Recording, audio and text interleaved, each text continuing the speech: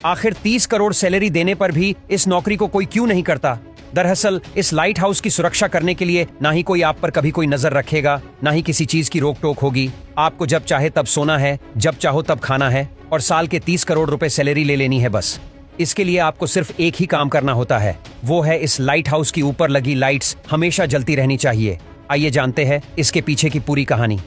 इस light house की lights हमेशा जलती रखने के लिए इतने सारे फायदे और पैसे मिलने के बावजूद भी लगभग कोई भी इंसान इस जॉब को करना ही नहीं चाहता। दरअसल ये तो हम सभी जानते हैं कि किसी चीज में अगर कुछ अच्छाई होती है तो कुछ बुराइयां भी होती है। यहाँ पर यह काम भले ही आपको सुनने में बहुत ही ऐश और आराम का काम लग रहा होगा, पर जरा इसके दूसरे पहलू को भी जान लीजिए। यहाँ पर कोई भी आपके पास बात करने के लिए नहीं होगा, नहीं आपको कोई देखने वाला होगा, और सबसे खतरनाक बात तो ये है कि इस एरिया में बहुत ज्यादा खतरनाक तूफान भी आते हैं, और जो तूफानी लहरें होती हैं वो तो इस टावर से 100 मीटर ऊपर तक टकराती है। इस जॉब में जान जाने का भी खतरा रहता है। कई सालों पहले रेस्क्यू ऑपरेशन करते वक्त ये पिक्चर ली गई थी। यहाँ पर साफ साफ देखा जा सकता है कि लाइट हाउस का कीपर किस तरह तूफान से घिरा हुआ है। अगर ये तूफानी लहरें पूरी तरीके से लाइट हाउस को कवर कर लेती है तो उसकी जान को भी खतरा हो सकता है। ऐसे लाइट हाउस को बनाने का एकमात्र मकसद कई लोगों की जान को बचाना और पानी के रास्ते ट्रेड करना था, क्योंकि ट्रेड करने वाली शिप जब भी पानी के रास्ते रात के टाइम इस जगह से तेज रफ्तार से गुजरती थी, जिस वजह से ये पानी के नीचे नुकीले पत्थरों से टकराती थी और शिप डूब जाती थी। एक ऐसा ही खतरनाक एक्सीडेंट हुआ था कप्तान मॉरिशस के साथ। हम सब जानते हैं कि पहले के जमाने में लकड़ियों की शिप हुआ करती थी और इन्हीं शिप्स के जरिए लोग एक जगह से दूसरी जगह पर व्यापार करने आते जाते थे। और एक दिन कैप्टन मॉरिशस भी शिप के जरिए दूसरी जगह पर जा ही रहे थे, लेकिन पानी के नीचे मौजूद बड़े बड़े पत्थरों से उनका जहाज टकराया और एक बड़ा सा एक्सीडेंट हो गया। इसके अलावा कैप्टन आलस को भी इस चीज का सामना करना पड़ा था जब वो अपने क्रू के साथ ओशन क्रॉस कर रहे थे। दरअसल नेविगेशन उस दौर में दुनिया का सबसे बड़ा मसला था। GPS या फिर कोई एडवांस सिस्टम तो होता नहीं था, तो वहां के लोग बादल को देखकर दिन का पता लगा देते और रात में एकदम से बादल आ जाते थे, जिसकी वजह से सितारे छुप जाते थे, जिनको ये देखकर रास्ते का पता लगाते थे।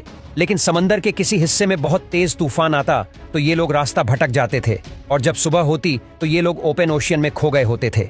ऐसे में क्रू के पास ना ही कुछ खाने के लिए बचा रहता था और ना ही कुछ पीने के लिए। भूख और प्यास की वजह से क्रू का बुरा हाल हो जाता था। और तो और उस समय ओशन का पानी वो लोग पी भी नहीं सकते था, क्योंकि वो पानी बहुत ही ज्यादा नमकीन था। उसे पीकर किसी भी इंसान की मौत हो सकती थी।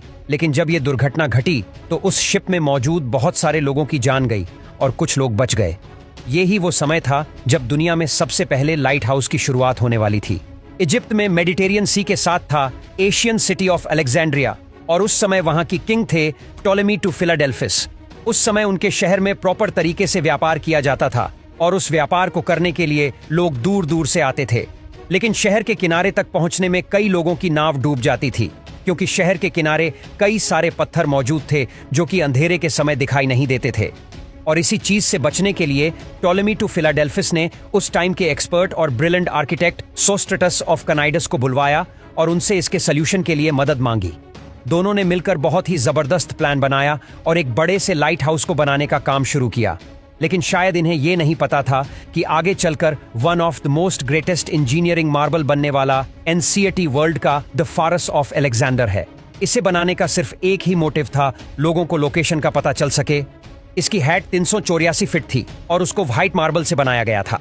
इस लाइट हाउस के ऊपर बहुत बड़ी आग जलती थी, जिसको हर वक्त ऑयल और लकड़ी की सप्लाई मिलती रहती थी। इस लाइट हाउस को दुनिया के साथ एंशिएंट अजूबों में से एक भी माना गया था। इस लाइट हाउस की मदद से मीलों दूर जहाज को भी इसकी रोशनी आराम से दिखाई देती थी।